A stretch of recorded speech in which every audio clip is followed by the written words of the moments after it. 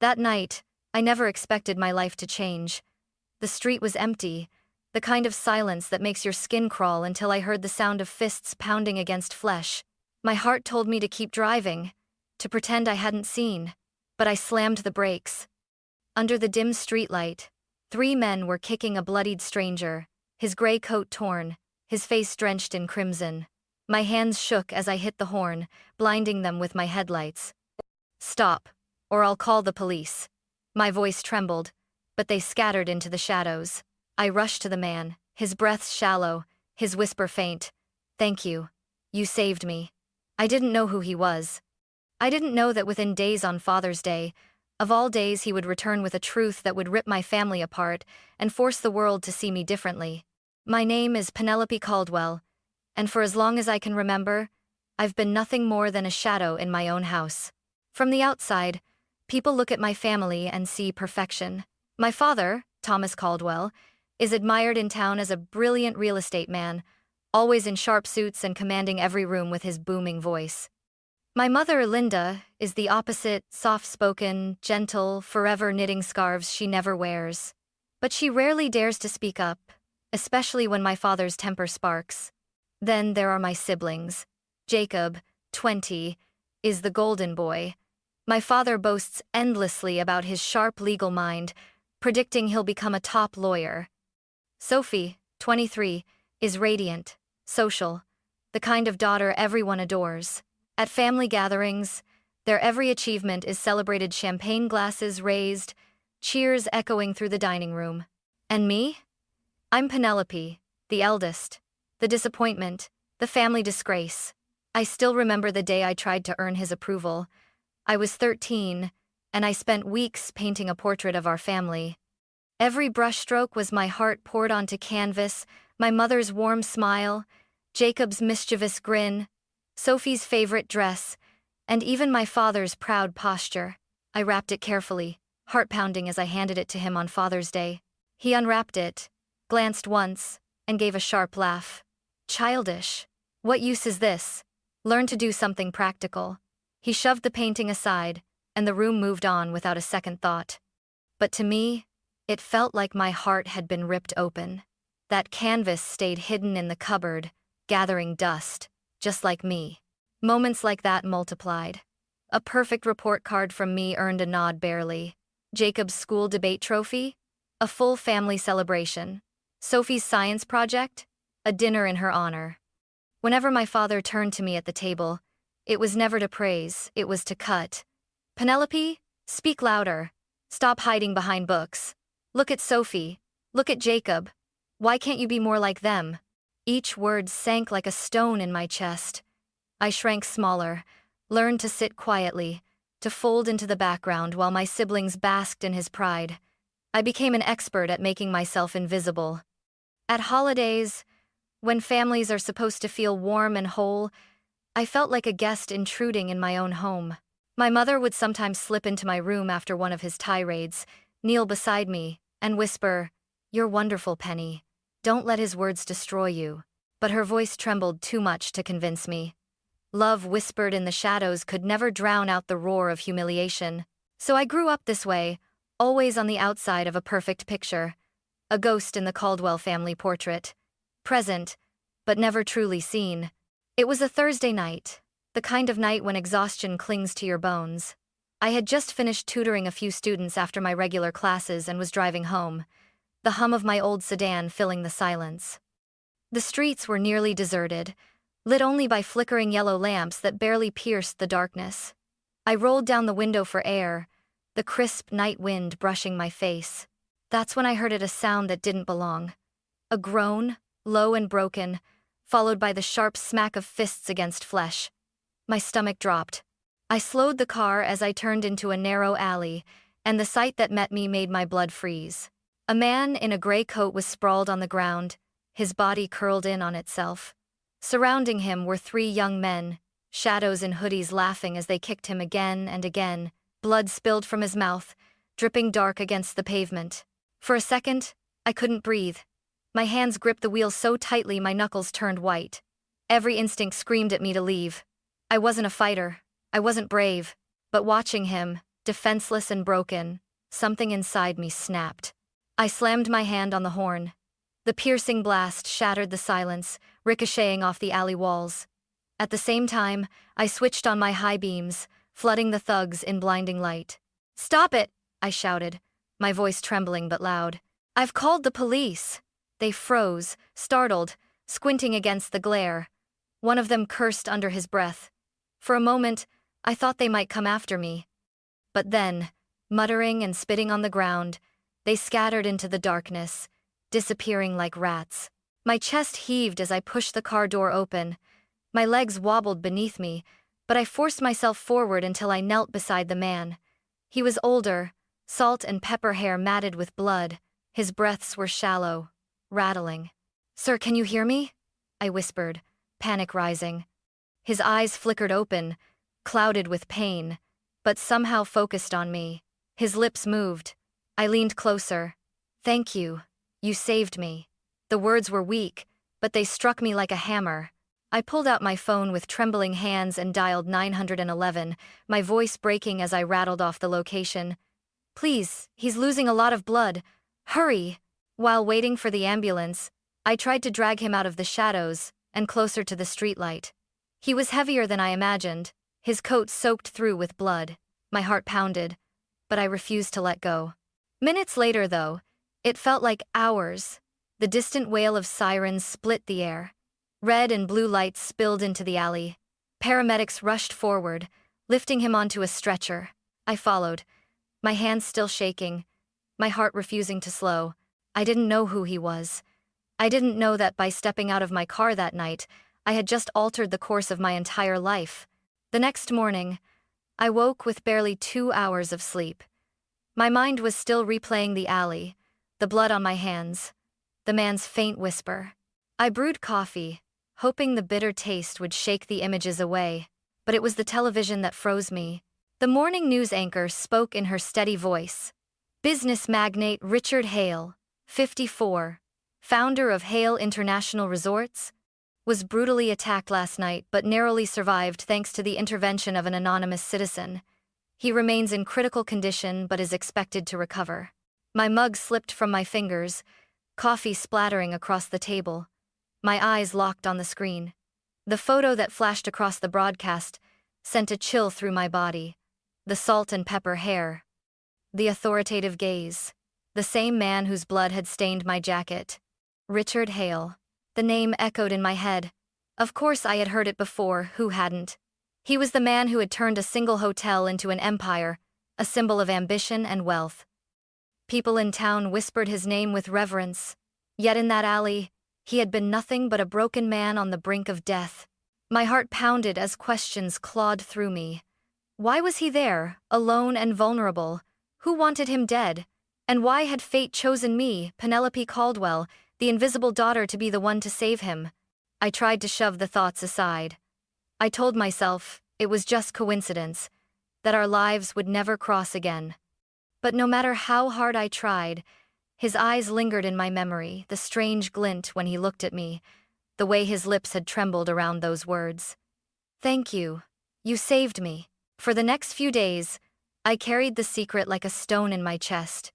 No one knew it was me. My father and siblings certainly didn't. At dinner, while they boasted about their achievements, I sat quietly, knowing that I had done something they could never imagine. But I couldn't speak of it. If I told them, they'd only laugh, twist it, make me feel small.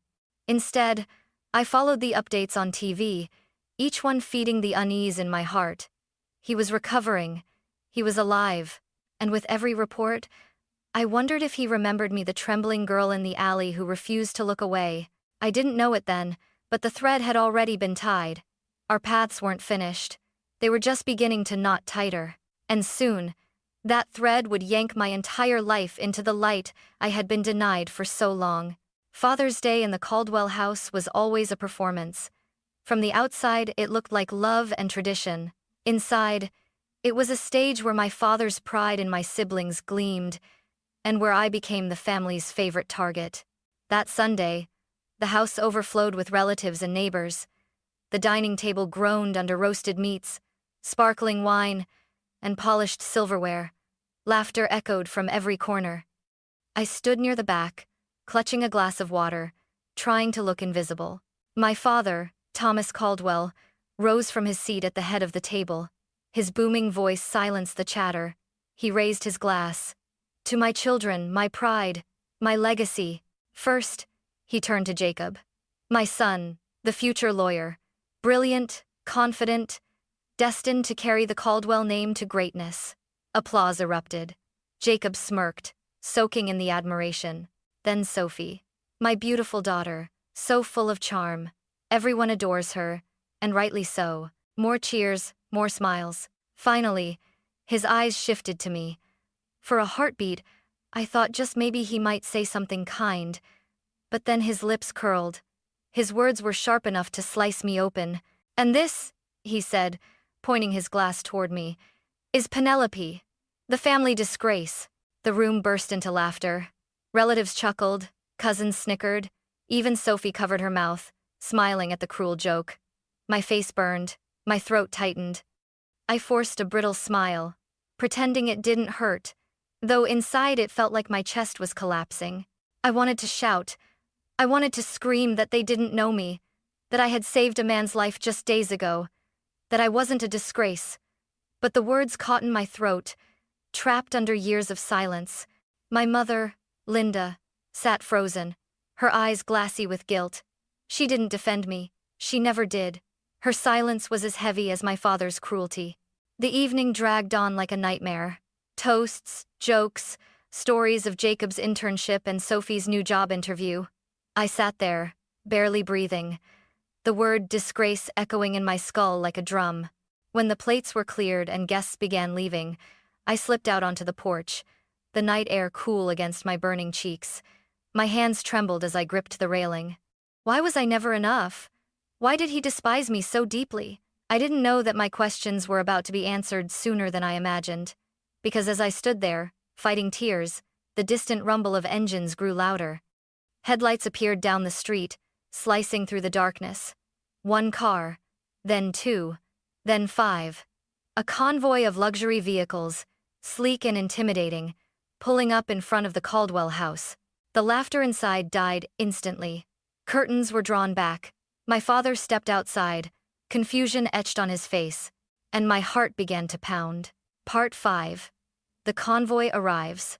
The rumble grew louder, until the ground beneath my feet seemed to vibrate. I turned, stunned, as one black SUV after another lined up along the curb. Their polished exteriors reflected the porch lights of our house. Doors slammed in perfect rhythm, and men in dark suits stepped out, their movements crisp, controlled like soldiers in some private army. Gasps rippled through the crowd inside. Relatives rushed to the windows, whispering, "Who are they? Politicians? Celebrities?" My father pushed past me, his brows furrowed. He hated anything that stole attention from him. Then the back door of the lead car opened. Out stepped the man I thought I'd never see again. Richard Hale, even bruised and still recovering, he radiated authority. His salt and pepper hair caught the porch light, his suit impeccable, his eyes sharp as they scanned the crowd. He didn't hesitate. He strode toward our front steps, a thick envelope clutched in his hand. I froze. My breath caught in my chest. What was he doing here? Why at my house? "Mr. Hale?" one of my cousins whispered, her voice trembling. "Is that really him?" He stopped just a few feet from us, his gaze landing squarely on me. My knees threatened to buckle under the weight of it. "Penelope Caldwell," he said, his voice carrying across the yard, smooth but thunderous. "We meet again." The air seemed to vanish. My father's jaw dropped before twisting into a sneer. "What is this?" he barked. "What business do you have here, Hale?" Richard ignored him. His eyes never left mine. Slowly, deliberately, he raised the envelope in his hand for all to see. "I've come to deliver the truth," he declared. "The truth about this young woman standing before you." Gasps erupted. Whispers filled the air like a swarm of bees. My hands shook at my sides. My heart beat so violently I thought it might shatter my ribs. My father's face flushed red. "Enough of this circus," he growled. "Penelope is my daughter, and I won't have—" Richard cut him off, his voice sharper, louder. No, Thomas. She is not your daughter. She is mine. The yard fell into stunned silence. I felt every pair of eyes in the room behind me pierce my back. My mother stumbled forward, clutching the doorframe as though the ground itself had tilted. I couldn't breathe. I couldn't think. The envelope in Richard's hand looked like it weighed more than the world. In that single moment, I knew nothing would ever be the same again. I stood frozen on the porch, every nerve in my body screaming. Richard Hale's words seemed to echo endlessly. She is not your daughter. She is mine. The silence that followed was unbearable, broken only by the collective gasp of my relatives behind me. My father, Thomas Caldwell, turned crimson, his jaw clenched so tightly I thought his teeth might shatter. "You liar!" he roared, shoving through the stunned crowd until he stood nose to nose with Richard. "Do you think you can waltz into my home with your money and your bodyguards and claim my child? I raised her. She owes me everything." Richard didn't flinch. His voice was calm, but every syllable struck like steel. "You may have raised her, Thomas, but you never loved her, and she owes you nothing." The envelope in his hand trembled slightly as he tore it open and pulled out a sheet of paper. The crowd leaned forward as he lifted it high. "This is a DNA test. Probability of paternity, 99.9%. He turned and fixed his gaze on me. "Penelope Caldwell is my biological daughter." The words cracked through the night like thunder. My father's face twisted into something monstrous. "No. You think a piece of paper erases 26 years? You think she's yours because some lab says so?" His finger jabbed at my chest. "She's nothing but a mistake. A useless, shameful mistake." My chest constricted. For years, I had endured those words, swallowing the pain, shrinking smaller and smaller. But this time, something inside me snapped. I stepped forward, my voice shaking at first, then rising stronger with each word. "Stop calling me a disgrace. Stop pretending you ever wanted me. I'm done being invisible in this house." He turned on me, eyes blazing. "You dare speak to me that way? After all I've done?" "Done?" My laugh was bitter, broken. "All you've done is tear me down. Every holiday, every dinner, every chance you had, you made sure I knew I was worthless. You celebrated Jacob and Sophie, but when it came to me, nothing but shame." Tears blurred my vision, but my voice grew louder. "I saved a man's life last week, Dad. Did you know that? Did you care? No, you were too busy reminding me I was a failure." The crowd murmured. My cousins exchanged uneasy glances. My mother's face crumpled, tears spilling as she whispered, "Penny, I'm sorry." But my father wasn't finished. He lunged toward me, his fists clenched, fury radiating from every pore. Before he could reach me, Richard stepped between us, his hand firm against Thomas's chest. "Touch her," Richard growled, his voice low but deadly, "and I will make sure you regret it."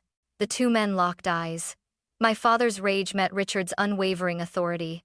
For the first time in my life, I saw my father falter just for a second. But enough.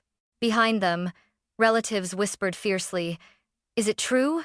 She's Hale's daughter?" No wonder. The weight of their stares pressed down on me, but for once, I didn't shrink. I stood taller, my voice clear. "I am not your disgrace," I said, looking straight at Thomas. "I am Penelope Hale, and I won't let you take my worth away ever again." Gasps erupted. My father staggered back, speechless, his face drained of color. Richard placed a steadying hand on my shoulder, his eyes full of pride and sorrow all at once. The truth was out. The chains that had bound me all my life shattered in that single night. But freedom came with fire, and I knew the battle was far from over. The days after that night blurred together, yet every detail burned itself into my memory. It was as if the Caldwell house had imploded the moment Richard raised that paper. Whispers spread like wildfire. Within hours, relatives were calling each other, neighbors peered from behind curtains, and by the next morning, headlines buzzed with the story. "Hotel tycoon Richard Hale acknowledges secret daughter." For the first time, my name was everywhere, but not because of shame, because of truth.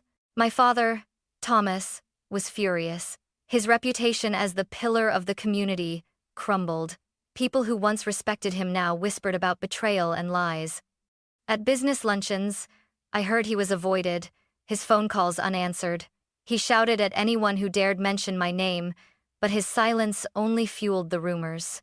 My mother, Linda, called me one night. Her voice cracked over the phone. "Penny, I'm so sorry. I thought I was protecting you by keeping quiet.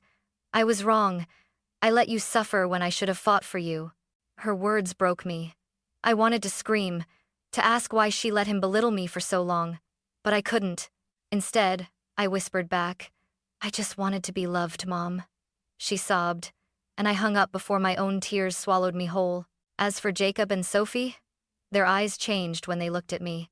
Jacob, the golden boy, couldn't hide his jealousy. "So, now you're the heiress, huh?" he sneered when we crossed paths at the grocery store. Sophie avoided me altogether, her silence sharper than any insult. The bond we might have had was gone, replaced by rivalry and suspicion. But in Richard's world, I was no longer invisible. He brought me into his mansion, into boardrooms filled with polished executives and dazzling chandeliers. At first, I felt like an imposter, just a teacher, a girl used to being overlooked. The staff whispered when I passed. Some smiled politely, others frowned, muttering, "She doesn't belong here." But Richard never let me falter. "You don't need to prove yourself to anyone but yourself," he told me one evening as we sat in his study, thick contracts spread across the desk. His eyes softened. "They'll doubt you. Let them. What matters is that you rise above it." So, I studied. I stayed up late learning about markets, revenues, partnerships. I stumbled in meetings, stumbled harder in negotiations. Once, I almost cost the company a client when I misunderstood a clause. Whispers grew louder. "She's just a liability." I almost gave up. I almost ran back to my tiny apartment, back to obscurity. But then, I thought of that night on the porch, when I had finally found my voice against Thomas. I thought of Richard stepping between us, declaring, "She is mine." No, I couldn't give up. Little by little, I grew stronger. My questions in meetings grew sharper, my confidence steadier. Richard watched silently, pride flickering in his eyes. For the first time in my life, I wasn't living in the shadows. I was standing in the light. But light attracts attention and danger. I could already feel the weight of what was coming.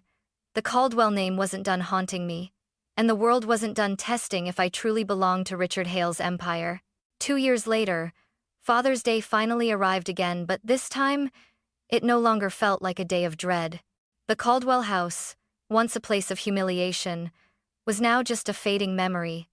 I hadn't set foot there since that night when Richard Hale tore open the truth.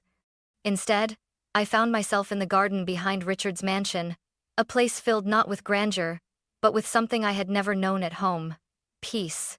The long table was simple, decorated with fresh flowers and home-cooked dishes, no crowd of judgmental relatives, no staged speeches about achievements, just Richard, a handful of close friends, and me. For the first time, I felt that Father's Day might actually mean something. I sat across from him, watching as the late afternoon sun softened the lines on his face. His salt and pepper hair had turned more silver, but his eyes, those steady, determined eyes, still glowed with pride. He raised his glass, his voice warm, strong, steady. "To Penelope, to my daughter, to our journey together." The words struck me harder than any insult Thomas Caldwell had ever thrown at me. My throat tightened as I raised my glass in return. "To you, Dad," I whispered, my voice breaking, but this time not from pain, from gratitude. As laughter rose around the table, I allowed myself to breathe. I thought about how far I had come, from the trembling girl standing in the shadows of her family's scorn, to the woman learning to navigate a world far bigger than she ever imagined. I wasn't just Richard Hale's daughter now. I was Penelope Hale, someone who had earned her place. Not because of a last name, but because I chose to stand up when silence was easier. Yet, even in this peace, ghosts lingered. My mother's face haunted me, sometimes her frail voice whispering apologies, her guilt etched into every tear. Jacob's bitterness, Sophie's silence, Thomas's rage, they were scars I carried. But scars don't define weakness. They prove survival. I had survived, and I had risen. As the sun dipped low and golden light bathed the garden, Richard placed a hand on my shoulder. His eyes shimmered. "You've come so far, Penny, and I know you'll go farther still." Tears stung my eyes, but I smiled. "Thank you for giving me the chance to become who I was always meant to be." In that moment, I realized the greatest gift wasn't his wealth, his empire, or even the truth of my bloodline. It was the freedom to rewrite my story. For years, I believed I was nothing but a disgrace, trapped in the shadows of a family portrait where I never belonged. But now, I knew better. The truth, once buried, had set me free, and freedom had given me the courage to find my worth, not in their approval, but in my own. That Father's Day, I wasn't a ghost. I wasn't a mistake. I was seen. I was chosen. I was loved. I was Penelope Hale.